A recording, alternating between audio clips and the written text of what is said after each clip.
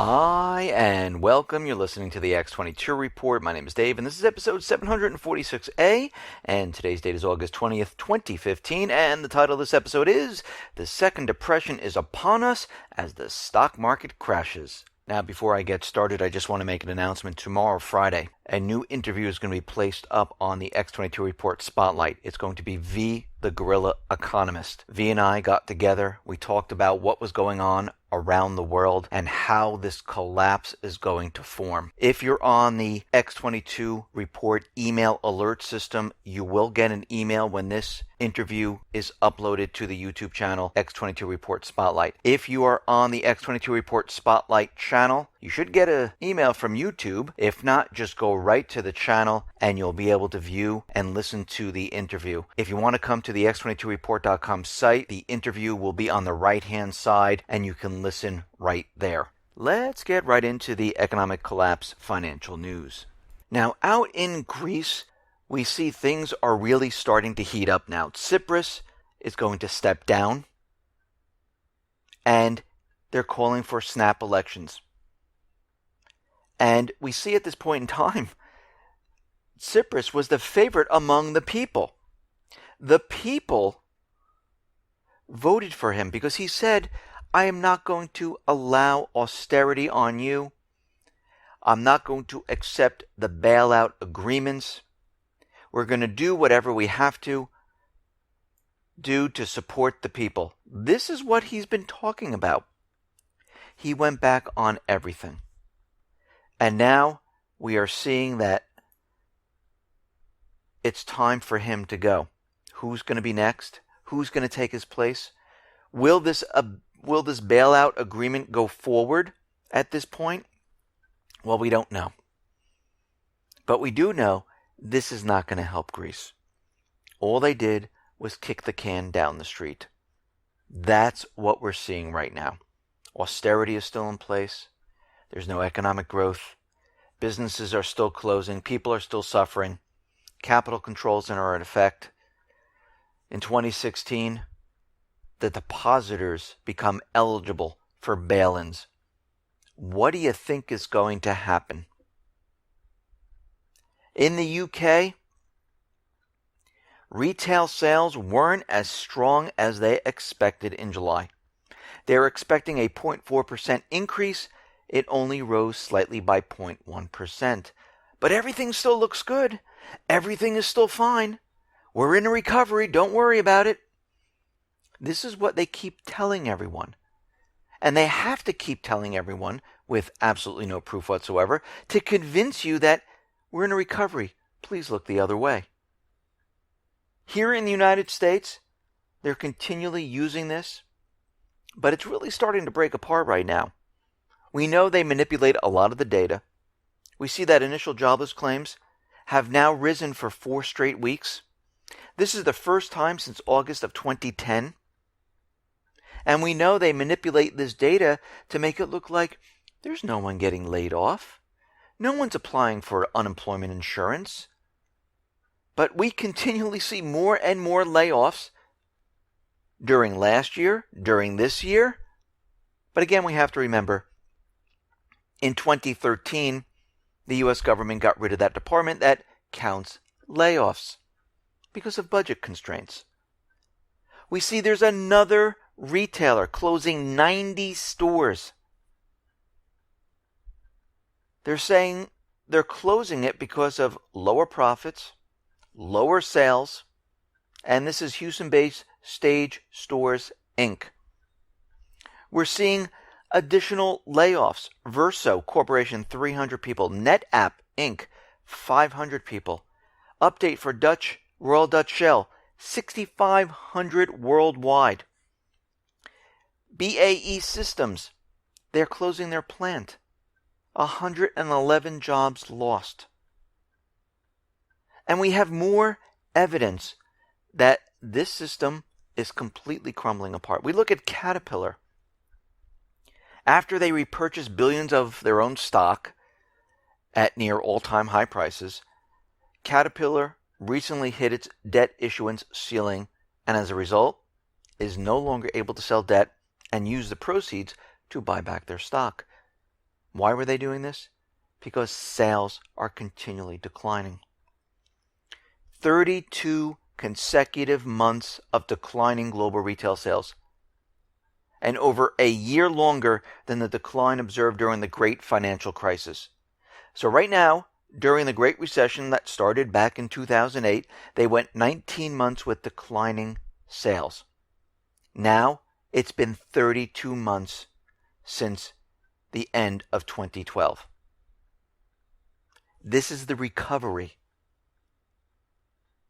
And if we look at the information a little bit closer, we see Asia dropped from 19% down to 25%. It got worse. North America slid to negative 5%. Latin America is a little bit more positive. Instead of negative 50%, it's only negative 37%. This is horrible. How can this system continue on? Well, we know it's not a people-driven economy. We know it's a central bank economy. And as long as they can continually pump up the bubbles, they're going to do this.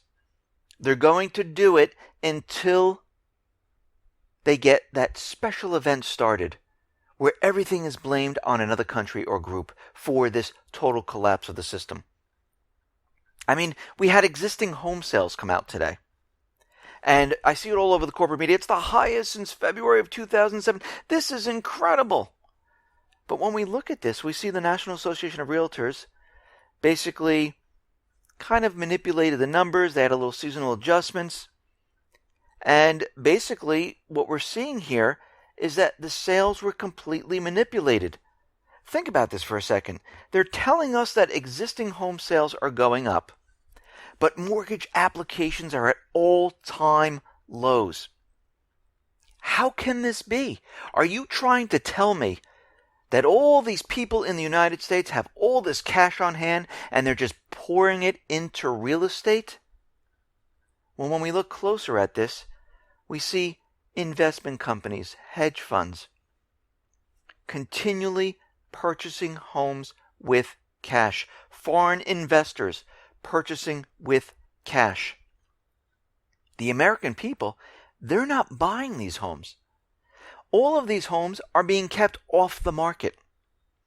And we have to remember, the National Association of Realtors continually manipulates data, or they come out with certain remarks about how the real estate market is actually doing.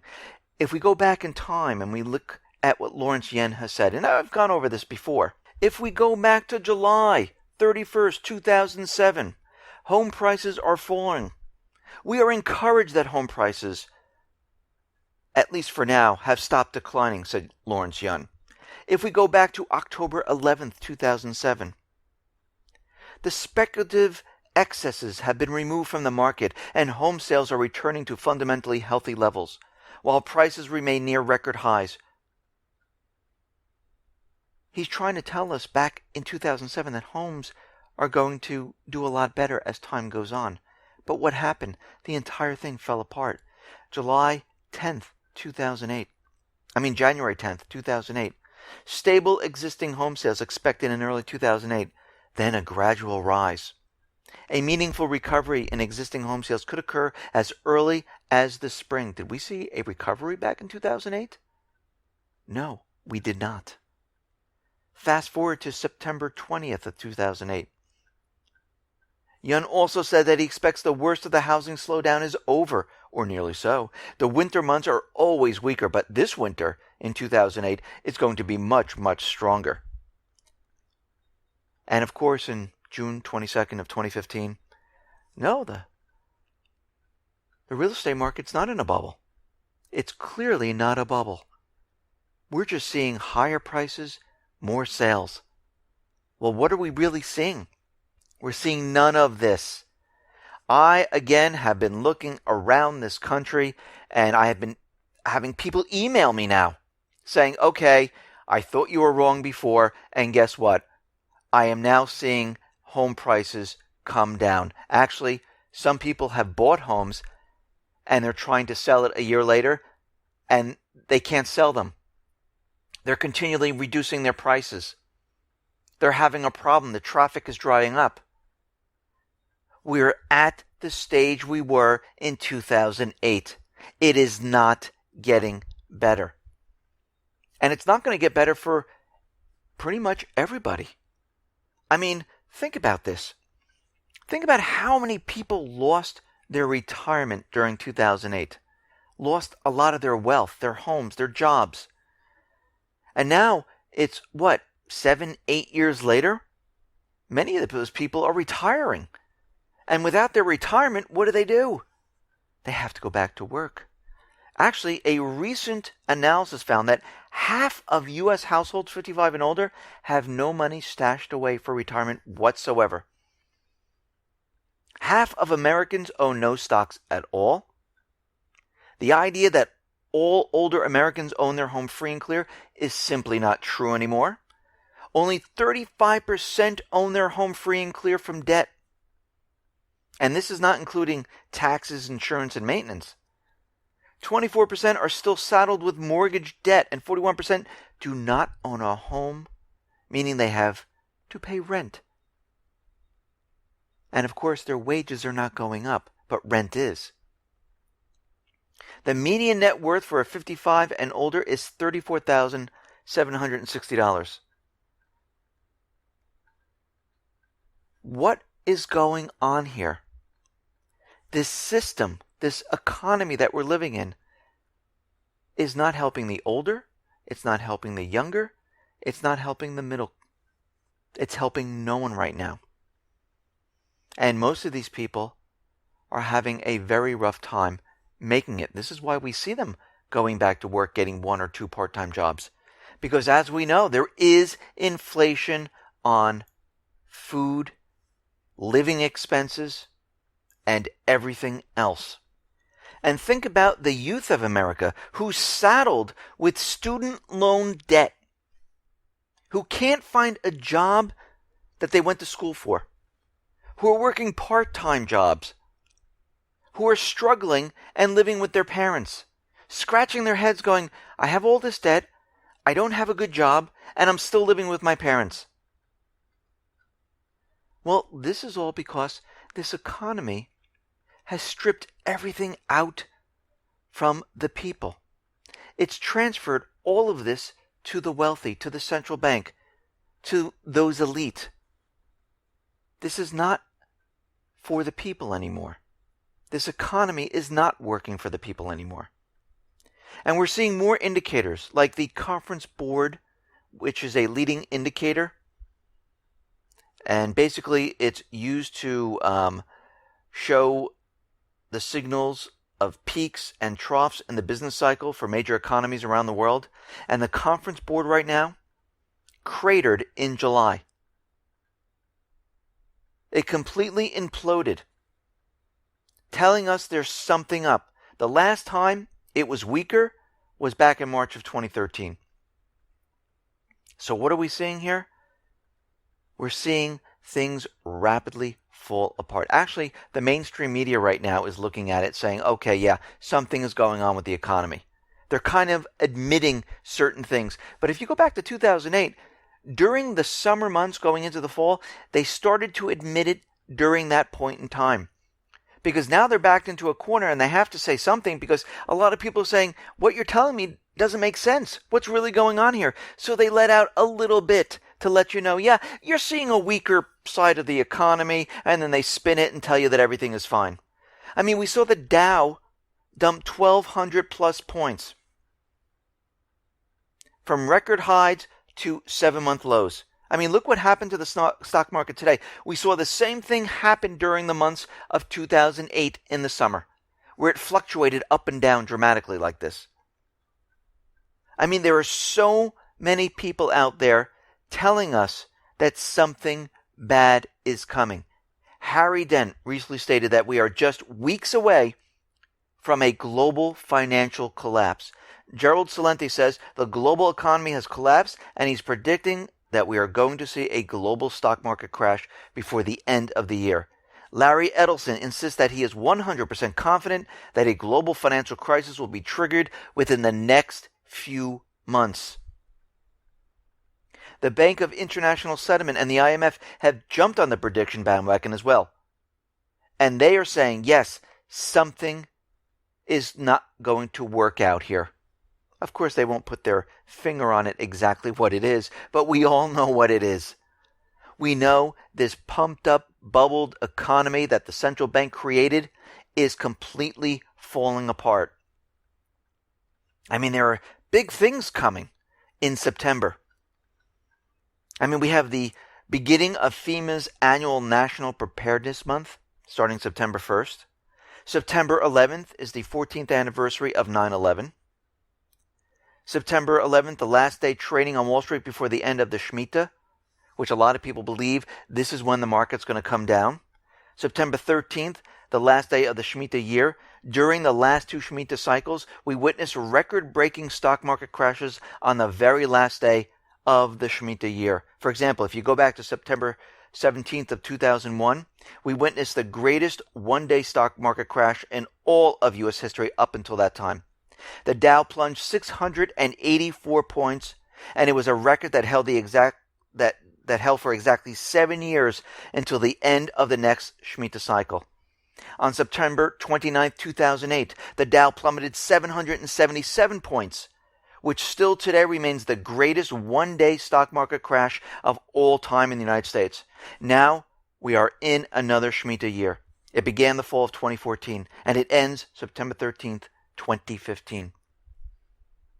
I mean, if we look at all this evidence and we see what's coming here, we know from all the indicators that we've been talking about from the past up until now, we know this is not going to work out. The system will completely collapse and fall apart. Now, this system right now that's falling apart, we all need to be prepared for what is coming. Just like you prepare for everything else. There's no difference here. We know it's coming. It's a mathematical fact that this system cannot go on. I mean, look out in the Middle East. We see everything completely falling apart. And remember, the petrodollar system was created back in 1971 as we came off the gold standard to support the dollar. And as more and more countries rise up, the petrodollar is threatened. If the petrodollar is threatened and removed from the system, guess what? This system cannot survive. And this is what we're seeing right now. This is why John Kerry was out there telling us, if the Iran deal, which has nothing to do with nuclear weapons, does not go through, we're doomed. So this is why I continually say everyone needs to be prepared. If you're stocking up on food, do not stop. Get the medicine. Get the toiletries. Get the water. Make sure you have enough. If you have enough for 3 months, make sure you have enough for 6 months. We don't know how long this is going to last. And eventually what will happen is people are going to basically become desperate because they're going to realize, okay, the dollar's crashing, food is wiped out on the shelves. What do I do? And they will eventually start going home to home. I mean, we saw this back in Hurricane Sandy. My brother-in-law lived up in Long Island. The electric was out. He decided to stay in his home. And what he told me was he's in his home. He does not have a weapon. He had a bat. Completely pitch dark. Lights were out. And all he heard were people running down the street, glass breaking. He saw lights in a house next to him, which it looks like that house was being raided, and he thought his was next. What were they doing? They were looking for jewelry, money, anything they can get their hands on, maybe even food, water, at that point. And that is just with a hurricane coming in, knocking out electric. People don't have heat. People left their homes. Think about what's going to happen when the system comes down. This is why everyone needs to get prepared. If you're just starting now, you can use all different companies out there to start building up your preparedness. I mean, you can go to lifereliance.com. They have food, bug out bags, seeds, first aid, you name it. They put it together. They have it for you. You can go right there and get it. If you're continually maybe shopping on Amazon or BJ's, Costco, whatever, continue to do this. Every month I make it a point to bring on something else. Yesterday, I just purchased 4 more Life straws, which allows me to go to any body of water and drink the water. I continually stack up on these type of items. Make sure you have gold, silver, dollars on hand because you don't know what you're going to need. And we all need to do this. Listen, everyone, thanks a lot for listening. Be well, be safe, and especially be prepared. Thanks a lot.